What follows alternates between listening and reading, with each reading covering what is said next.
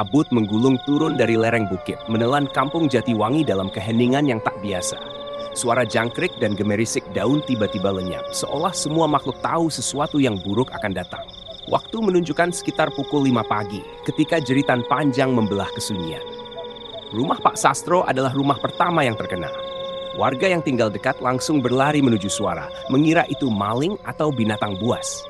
Tapi yang mereka temukan adalah mimpi buruk yang tak akan bisa dihapus dari ingatan mereka. Tubuh Pak Sastro tergantung di kusen pintu depan.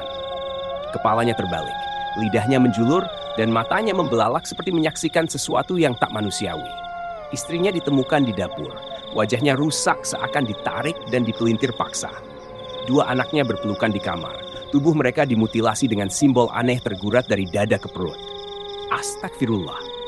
Ini bukan kerjaan manusia. Lirih seorang warga tua sambil menggenggam tasbihnya erat. Pak Lurah begitu mendengar kabar, langsung memerintahkan semua jalan keluar kampung ditutup. Ia tahu kalau ini sampai tersebar keluar, bukan hanya panik yang muncul, tapi juga tuduhan dan bala. Kampung harus tetap tenang. Harus. Di balai desa, warga dikumpulkan. Ibu-ibu menangis histeris, anak-anak meringkuk dalam pelukan. Beberapa laki-laki berjaga dengan golok dan bambu runcing. Tapi semua tahu mereka sedang menghadapi sesuatu yang tak bisa ditebas atau ditusuk. Ini ada hubungannya dengan sumur tua, ucap seseorang pelan. Semua menoleh ke arah pemuda bernama Yayan. Wajahnya pucat, tangannya gemetar. Ia mengaku 2 minggu lalu ia dan 2 temannya bermain-main di sekitar sumur tua di belakang rumah Pak Sastro. Mereka membaca mantra yang mereka temukan di buku tua milik kakek Yayan. Awalnya cuma iseng, katanya. Kami pikir itu cuma mainan. 2 temannya sudah hilang sejak malam sebelumnya.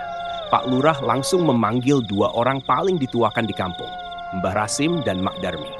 Keduanya adalah dukun kampung, seleb orang-orang yang tahu hal-hal yang tak terlihat. Ini bukan manusia, kata Mbah Rasim sambil menatap darah yang masih segar di dinding rumah Pak Sastro. Ini roh yang terikat, yang seharusnya tidak pernah dibangunkan. Mak Darmi mengangguk pelan, matanya menerawang ke arah hutan. Kalau benar itu roh yang terbangun, maka darah ini baru awal. Langit mulai cerah, tapi rasa dingin tak juga hilang. Udara pagi itu terasa seperti hembusan dari liang kubur. Tak ada ayam berkokok, tak ada burung berkicau. Hanya angin yang membawa aroma besi dan kematian. Dan di tembok rumah Pak Sastro, darah mulai menetes kembali. Seolah dinding itu masih hidup dan mengingat segalanya. Langit mulai merona merah, tapi bukan merah yang biasa dilihat di fajar hari. Ini merah kehitaman, seperti luka menganga di ujung langit. Kabut tetap tebal, seolah-olah matahari enggan menyentuh tanah Jatiwangi. Pak Lurah berdiri di tengah balai desa, wajahnya tegang. Kita harus ke sumur itu, katanya. Kalau itu awalnya, kita harus mengakhirinya di sana. Tak banyak yang berani, hanya Mbah Rasim, Mak Darmi, dan 2 orang pemuda bernama Jono dan Budi yang mengiyakan. Mereka membawa obor dan kain putih, serta sesajen dari daun kelapa, bunga 7 rupa, dan darah ayam hitam. Perjalanan ke sumur tua seperti masuk ke perut bumi. Hutan di belakang rumah Pak Sastro tiba-tiba tampak jauh lebih pekat. Ranting-ranting pohon menunduk seolah menutupi jalan, dan suara-suara asing mulai terdengar. Ratapan, bisikan, tawa pelan dari arah yang tak bisa ditentukan. Sumur itu muncul di balik pohon besar yang menjulang mati, dengan batang hitam dan kulit kayu terkelupas. Airnya hitam, tidak tenang. Seperti permukaan kaca yang menyembunyikan sesuatu di bawah. Disinilah mereka membaca mantra itu, gumam Yayan yang ikut mengantar sampai pinggir hutan. Ia tidak berani lebih jauh. Mbah Rasim mendekat, membuka gulungan kain bertuliskan aksara kuno. Mulutnya komat kamit membaca mantra penutup. Mak Darmi melemparkan bunga dan darah ayam ke dalam sumur. Tapi kemudian dari dalam sumur terdengar suara.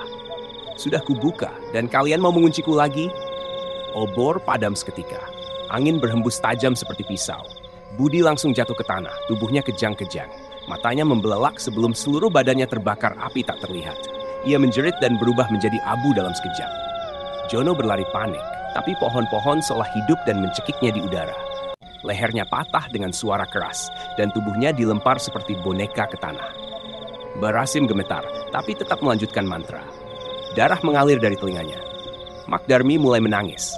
Namun suaranya aneh, seperti bukan dari tenggorokan manusia. Ia berbalik perlahan dan tersenyum.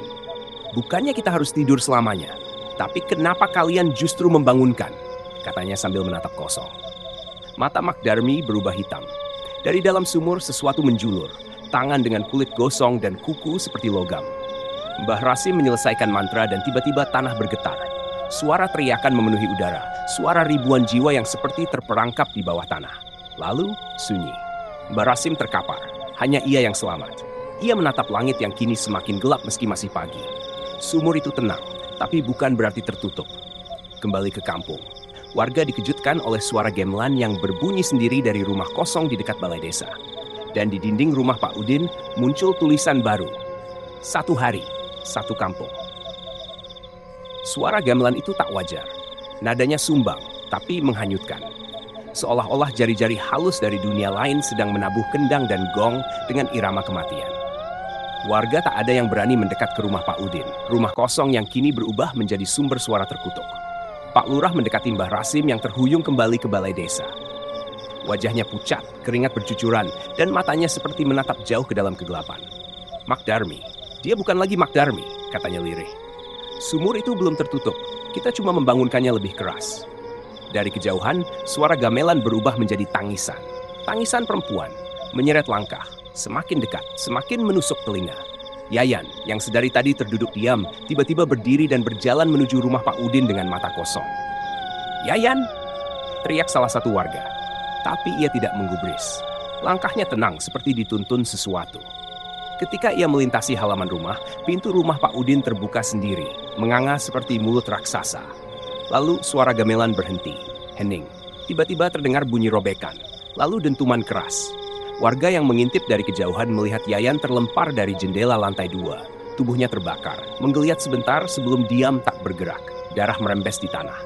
Namun, yang membuat semua bergidik adalah kenyataan bahwa tubuh Yayan tak hanya terbakar, tetapi juga mulai membusuk dalam hitungan detik. Pak Lurah mengajak semua warga kembali berkumpul di balai desa, tapi jumlah mereka kini jauh berkurang. Dari hampir 100 warga, yang tersisa tinggal kurang dari setengahnya. Sebagian hilang. Sebagian ditemukan dalam keadaan tak wajar.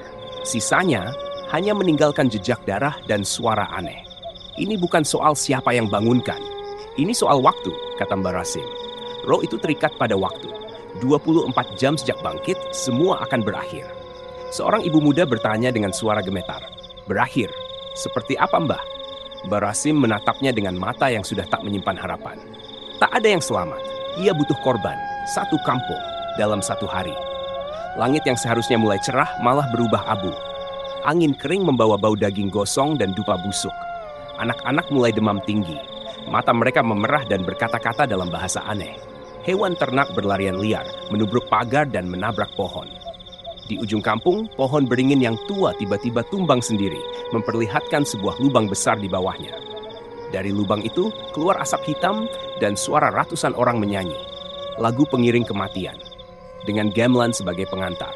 Dan suara itu berbisik ke telinga semua orang di kampung. Kalian sudah memilih dan waktunya sudah berjalan. Menjelang tengah hari, suara gamelan perlahan menghilang. Tapi yang datang bukan ketenangan, melainkan bisikan yang mengitari tiap rumah. Seperti suara orang mengaji di balik kaset rusak melingkar-lingkar di dalam kepala. Anak-anak mulai menangis tanpa henti. Ibu-ibu membaca doa sambil menutup jendela dan pintu. Tapi semuanya terasa sia-sia. Dari lubang besar yang terbuka di bawah pohon beringin, asap hitam terus mengepul.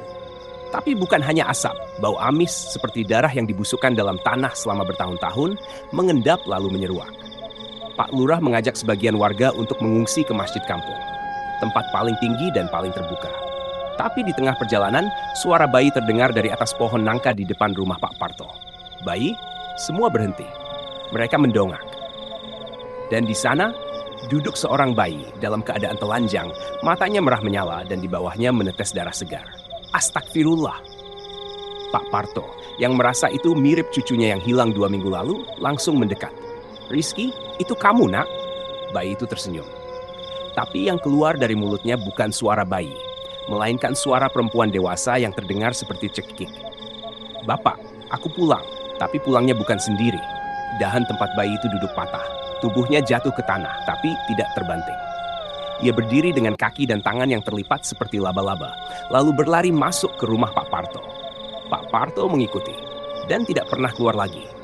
Ketika warga memberanikan diri melihat, Mereka menemukan rumah Pak Parto dalam keadaan kosong. Tapi di dinding kamarnya terdapat tulisan besar dari darah. Yang sudah dibuka tak bisa dikunci lagi. Di masjid, Mbah Rasim membakar kemenyan dan menggambar lingkar pelindung dari garam. Semua yang bisa masuk ke dalam diminta duduk dan diam. Tapi tidak semua kebagian tempat. Dan saat langit mulai menghitam walau belum sore, terdengar suara langkah kaki menyeret di luar masjid. Seseorang mengetuk pintu 3 kali, kemudian diam. Mbah Rasim memejamkan mata, tubuhnya mulai menggigil. "Jangan buka," katanya. "Siapapun, jangan buka." Tapi seorang pemuda nekat melongokkan kepala dari jendela kecil. Matanya langsung berubah putih, mulutnya tersenyum lebar. Dan dia berkata dengan suara serak, "Kita semua akan pulang ke tempat di mana roh tak pernah tidur." Lalu dia menghempaskan kepalanya ke lantai masjid. Retak, mati seketika. Dan dari luar, suara gamelan itu kembali. Tapi kali ini disertai nyanyian anak-anak dalam bahasa yang tak dikenal. Langit runtuh perlahan. Matahari yang biasanya terbenam di balik bukit, kini tenggelam tanpa jejak, seperti ditelan kegelapan yang kelaparan. Kampung Jatiwangi dibungkus malam lebih cepat dari biasanya. Dan anehnya, lampu-lampu tidak bisa menyala. Lentera padam. Obor redup. Lilin meneteskan darah, bukan lelehan lilin. Warga yang tersisa mulai berdoa lebih keras. Mereka berkumpul di masjid, rumah-rumah panggung, bahkan di pinggir sawah. Tapi malam ini, doa tak mampu menembus langit. Pak Lurah berkeliling kampung bersama 3 orang, Narto, Surti, dan Dede. Mereka ingin memastikan siapa saja yang masih hidup dan siapa yang sudah berubah. Jalanan sepi, terlalu sepi, dan tiap langkah kaki mereka menggema seperti berjalan di dalam perut sesuatu yang raksasa. Di depan rumah Pak Kadir, mereka melihat seorang perempuan duduk termenung di atas kursi bambu. Kepalanya menunduk, rambut panjang menutupi wajah. Dede hendak menyapa, tapi Surti menahan tangannya. "Jangan, lihat kakinya." Kaki perempuan itu tidak menapak tanah, menggantung. Dan lebih dari itu, tubuhnya tidak bergerak sama sekali, meski angin kencang menerpa. Pak Lurah memutar arah, tapi suara perempuan itu terdengar lirih, patah-patah, seperti rekaman tua yang diputar ulang. "Sudah kubilang jangan dibangunkan." Tubuh perempuan itu langsung berdiri tegak. Wajahnya menghadap mereka, tanpa mata, tanpa hidung. Hanya kulit datar yang merenggang. Tapi dari bagian itu, darah mulai mengucur seperti air mata. Pak Lurah dan yang lain lari secepat mungkin. Malam semakin menelan mereka. Tak ada cahaya, bahkan bulan pun tak muncul. Sementara itu di masjid, Mbah Rasim menggambar lingkar perlindungan yang lebih besar. Tapi suara dari luar semakin dekat. Suara anak-anak tertawa. Suara derap kaki kecil. Seperti anak-anak bermain petak umpet. Tapi yang dicari bukan teman, melainkan nyawa. Seorang wanita bernama Bu Marni menjerit. Anaknya hilang dari pelukannya. Tak lama kemudian terdengar suara ketukan dari atap masjid. Bukan di pintu, bukan di jendela, di atap. Sesuatu merangkak di atas genteng, menyusuri langit-langit. Mbah Rasim menutup mata dan berbisik, "Waktu kita makin sempit. Mereka akan masuk. Tak ada tempat yang benar-benar aman." Dan benar saja, salah satu genteng pecah. Tangan hitam menjulur ke dalam, jari-jarinya panjang dan berasap, seolah tangan itu terbentuk dari sisa-sisa manusia yang dibakar hidup-hidup. Anak kecil bernama Aldi terhisap ke atas. Jeritannya hanya terdengar sepersekian detik, lalu hening. Di ujung kampung, lubang di bawah pohon beringin makin besar. Dari sana muncul sesuatu yang tak punya bentuk. Bukan manusia, bukan hewan, bukan hantu. Hanya daging, tulang, dan api berjalan dengan puluhan wajah yang terperangkap di tubuhnya. Mereka menyanyi bersamaan. Sisa waktu kalian tinggal separuh. Jam di balai desa masih menunjuk pukul 5 sore. Padahal dunia sudah gelap seperti tengah malam. Tapi anehnya, jarum jam itu tak bergerak sejak pagi. Semua jam di kampung, bahkan yang ada di ponsel dan jam tangan warga, berhenti di waktu yang sama. Pukul 5 sore. Seolah waktu itu dikunci. Pak Lurah akhirnya kembali ke masjid dalam keadaan lelah, luka-luka di lengan dan kakinya, napasnya tak beraturan. "Waktu kita jalan," katanya. "Ini bukan malam biasa. Kita terjebak di antara." Mbah Rasim mengangguk pelan. "Kita tidak sedang hidup, tapi belum juga mati." Di masjid hanya tersisa belasan orang. Sebagian besar warga sudah menghilang tanpa jejak. Tak ditemukan mayat, tak ada suara, hanya udara dingin dan bau gosong. Tiba-tiba suara langkah kaki terdengar dari pintu masjid. Pelan, penuh beban. Seseorang mengetuk 3 kali, sama seperti sebelumnya. Tapi kali ini, suara dari luar terdengar seperti anak kecil. "Bukain, Bu." Dingin di luar. Suara itu terdengar seperti Aldi. Ibunya langsung bangkit, berlari menuju pintu, meski semua orang menahan. Tapi dia lebih cepat. Dia buka kuncinya. Pintu terbuka, dan tak ada siapa-siapa. Hanya angin dingin dan kabut. Tapi ketika Bu Marni berdiri mematung di ambang pintu, tubuhnya mulai menghitam. Lalu perlahan, seperti lilin terbakar dari bawah, kakinya meleleh jadi darah, tubuhnya jatuh dalam suara seperti daging digerus. Dia menghilang, tanpa jerit, tanpa sempat diselamatkan. Mbah Rasim akhirnya membuka suara. Dulu, 50 tahun lalu, hal ini pernah terjadi. Tapi waktu itu hanya satu rumah yang terbakar, dan satu keluarga yang hilang. Mak Darmi, bisik seseorang. Betul, ujar Mbah Rasim. Mak Darmi dan seluruh keturunannya dibakar warga karena dituduh memelihara makhluk penunggu tanah. Tapi sebelum ia mati, ia bersumpah, dalam waktu 24 jam suatu hari nanti, kampung ini akan lenyap, bukan oleh tangan manusia, tapi oleh waktu yang ia segel sendiri. Warga terdiam. Dan lubang itu, Mbah Rasim menunjuk ke arah pohon beringin yang dari masjid masih terlihat samar. Itu tempat ia dikubur hidup-hidup. Kita yang membangunkannya. Di luar, suara gamelan berubah cepat. Bukan lagi irama pengantar, tapi irama pengejar. Pintu masjid mulai bergetar, keras, dinding mengelupas, tanah retak. Dari lantai, tangan-tangan hitam mulai menjulur, mencoba mencengkram siapapun yang berdiri terlalu dekat. Pak Lurah berteriak, "Kita harus bakar lubang itu." Tapi kalau kita gagal, kalau kita diam, kita semua mati. Waktu sudah hampir habis. Atau mungkin waktu memang tak pernah ada lagi di kampung ini. Hanya darah yang terus mengalir dan nyanyian dari dunia yang sudah mati. Langkah mereka berat. Tanah di sekitar masjid sudah berubah jadi lumpur merah. Bukan tanah biasa, melainkan campuran darah, daging, dan serpihan kuku. Setiap kali kaki menapak, ada suara lirih seperti rintihan yang tertahan di balik bumi. Pak Lurah, Mbah Rasim, Surti, dan 5 orang lainnya membawa obor dan garam. Mereka tahu, hanya itu yang bisa membuat makhluk-makhluk itu menjauh. Untuk sementara. Tujuan mereka satu, lubang di bawah pohon beringin. Dari kejauhan, lubang itu kini seperti mulut raksasa. Menganga. Di sekitarnya berdiri sosok-sosok tinggi kurus tanpa wajah, memegang gamelan yang dimainkan sendiri tanpa disentuh. Tubuh-tubuh itu seperti dijahit dari potongan manusia yang berbeda, dan tiap langkahnya menimbulkan denting nyaring di dalam kepala. "Aku bisa dengar suara ibu," kata Surti pelan. "Kau dengar karena mereka memanggil dengan kenangan," bisik Mbah Rasim. "Jangan hiraukan, mereka bukan keluargamu." Tiba di tepi lubang, hawa panas keluar dari dalamnya, seperti masuk ke tungku raksasa. Bau belerang, rambut terbakar, dan darah tua memenuhi udara. Di dalam lubang tampak sesosok tubuh tua duduk bersila. Matanya menyala merah. Tangannya terus menabuh genderang yang tidak terlihat. "Mak Darmi," gumam Pak Lurah. Sosok itu membuka mata dan bicara tanpa membuka mulut. Suaranya langsung masuk ke kepala mereka. "Sudah kuberi waktu, 24 jam. Tapi kalian tetap tidak berubah. Kalian lupa, aku dikubur tanpa alasan. Sekarang, aku akan kubur kalian bersama waktuku." Mbah Rasim maju dengan gemetar, menggenggam botol kaca berisi darah putih yang ia siapkan bertahun-tahun. "Ini darah perawan terakhir dari keturunanmu yang selamat. Dengan ini, kutukan bisa diputus." Mak Darmi tertawa. Dari dalam lubang, tangan-tangan mencuat dan menarik Mbah Rasim masuk secepat kilat. Jeritannya hanya terdengar sekali. Lalu, senyap. Tapi sebelum menghilang, ia melempar botol darah putih ke udara. Pak Lurah menangkapnya. Ia menggigit jari, mencampur darahnya sendiri, lalu menyiramkan cairan itu ke lubang. Ledakan cahaya menyambar. Tubuh Mak Darmi meledak menjadi ribuan kupu-kupu hitam yang terbang ke langit. Sosok-sosok tinggi kurus menjerit. Tubuh mereka meleleh, menyatu dengan tanah. Gamelan berhenti, dan langit perlahan memucat.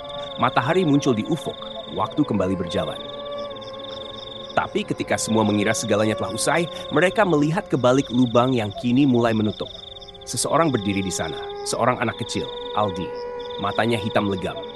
Di bibirnya tergambar senyum tipis. Tapi Mak Darmi tidak pernah sendiri. Matahari menggantung di langit, tapi sinarnya tak membawa harapan. Kampung Jatiwangi tampak lebih sunyi dari sebelumnya. Burung tak berkicau, angin tak berembus, dan waktu seolah melambat lagi. Aldi berdiri di tengah balai desa. Mata hitamnya menatap lurus. Senyumnya dingin seperti mayat yang baru bangkit.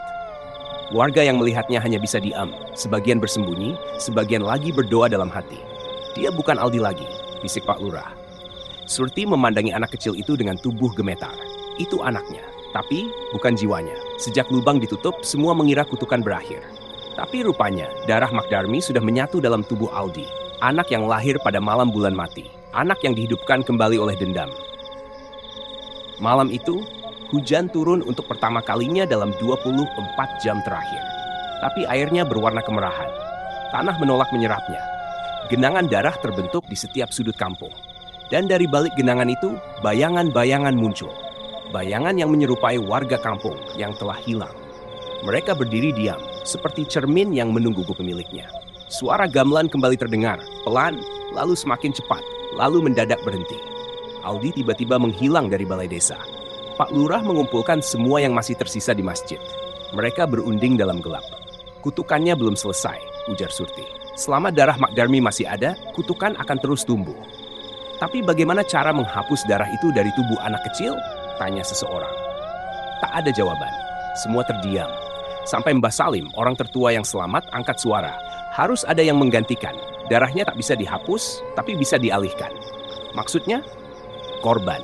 Darah yang lebih tua, satu nyawa, untuk menampung dendam lama. Malam kembali turun. Lebih gelap dari sebelumnya. Kali ini bukan hanya suara gamelan, ada suara nyanyian. Dan Aldi muncul kembali, berdiri di tengah kampung, matanya menyala merah, tangannya membawa kendi tanah liat. Kampung ini belum lunas, katanya. Kendi itu pecah, dan dari dalamnya keluar asap hitam yang menjerat satu persatu warga yang masih berani keluar rumah. 1 jam lagi, darah akan menutup semua waktu yang tersisa. Dan kali ini, Aldi memimpin kutukan dengan sukarela. Lanjut ke bagian 9. Di bagian ini, warga terakhir akan berhadapan langsung dengan Aldi dan memilih melawan atau menyerahkan nyawa. Langit malam berwarna keunguan. Bintang-bintang menghilang seperti tersedot oleh kegelapan yang lebih besar dari malam. Kampung Jatiwangi bukan lagi kampung. Ia sudah jadi tanah perjanjian, tempat antara yang hidup dan mati tak lagi punya batas. Di tengah tanah lapang, Aldi berdiri. Rambutnya memutih. Matanya tetap gelap, tapi kini ia berbicara seperti orang dewasa. Suaranya serak, berat, dan dipenuhi kelahan dendam. Siapa yang akan menggantikan? Tanyanya. Jika tidak ada, maka kalian semua akan hilang. Pak Lurah berdiri di depan warga yang tersisa, tak sampai 10 orang. Tubuhnya bergetar, tapi wajahnya tegas. Ia tahu sebagai pemimpin, ia harus membuat keputusan. Aku, katanya pelan. Biar aku yang menanggungnya. Surti memekik. Tidak, Pak, jangan. Tapi Pak Lurah hanya menatap ke langit. Aku yang dulu menyaksikan Magdarmi dibakar hidup-hidup. Aku juga yang diam saat warga menuduh tanpa bukti. Sudah waktunya aku bayar. Aldi tersenyum. Dari tanah muncul tangan-tangan kurus. Mereka menyambut Pak Lurah seperti keluarga. Tubuhnya ditarik perlahan, masuk ke dalam tanah. Tidak ada jeritan, tidak ada perlawanan. Ia menghilang dengan damai. Sesaat setelah itu, suara gamelan berhenti. Angin kembali berembus. Langit mulai terang. Tapi Aldi masih berdiri di sana. Tidak cukup, katanya. Dia hanya pembuka pintu, tapi darahku sudah menyatu. Tanah retak. Dari bawahnya muncul tubuh-tubuh baru, anak-anak kecil, semua dengan mata hitam dan senyum yang sama. Mereka mengelilingi Aldi. Kalian membunuh Magdarmi, ucap mereka serempak. Kalian juga yang melupakan kami. Kini bukan lagi kutukan satu nyawa, ini sudah jadi warisan. Dan warisan tak bisa dihapus, hanya bisa diwariskan lagi. Surti menggenggam erat segenggam tanah yang masih bersih. Ia tahu waktu mereka hampir habis. Dalam 1 jam terakhir, kampung ini harus memilih, dihancurkan atau dikubur bersama kutukan yang tak pernah mati. Langit pagi berubah jadi kelam kembali, seakan waktu menolak terus bergerak. 1 jam terakhir dimulai. Di langit, suara gamelan berubah jadi dentuman seperti lonceng pemakaman. Desa Jatiwangi sudah bukan lagi tanah biasa. Ia telah menjadi batas dunia. Aldi berdiri di tengah lapangan desa, dikelilingi oleh anak-anak berwajah sama. Bayangan mereka panjang, lebih gelap dari malam, menjulur ke setiap penjuru kampung. Surti berdiri di depan gerombolan itu, menggenggam garam, tanah bersih, dan rambut anaknya yang telah mati. Kalau harus ada yang mengakhiri semua ini, biar aku yang buka jalannya, gumamnya lirih. Ia tahu, kutukan ini bukan soal darah, tapi soal ingatan yang dilupakan, dosa yang dikubur tanpa permintaan maaf. Dengan langkah berat, Surti mendekat ke arah Aldi. Ia jatuhkan diri berlutut, lalu mencium kening anak itu. Maafkan kami, karena kami pernah diam, katanya. Air mata jatuh ke tanah. Tanah itu bergetar. Langit terbuka. Suara tangisan bayi terdengar dari atas, lalu dari bawah, lalu dari seluruh penjuru desa. Aldi menoleh ke arah anak-anak di belakangnya, lalu menatap Surti. Wajahnya mulai berubah. Dari marah menjadi kosong, lalu menjadi sedih. Kutukannya, sudah cukup, katanya lirih. Tiba-tiba tubuh Aldi dan anak-anak lain berubah jadi asap hitam yang berputar ke langit. Asap itu membentuk lingkaran, lalu meledak menjadi ribuan cahaya kecil. Langit kembali biru, tanah mengering. Desa Jatiwangi sepi. Beberapa tahun kemudian, orang-orang yang lewat di jalur hutan mengaku melihat anak-anak kecil bermain di bawah pohon beringin, tertawa lalu hilang dalam kabut. Mereka bilang, tempat itu dulu pernah bernama Jatiwangi, tapi tak ada peta yang mencatatnya. Dan tak ada sejarah yang menyebutkan pernah ada kampung di sana. Karena kadang darah tak hanya menghapus nyawa, tapi juga keberadaan.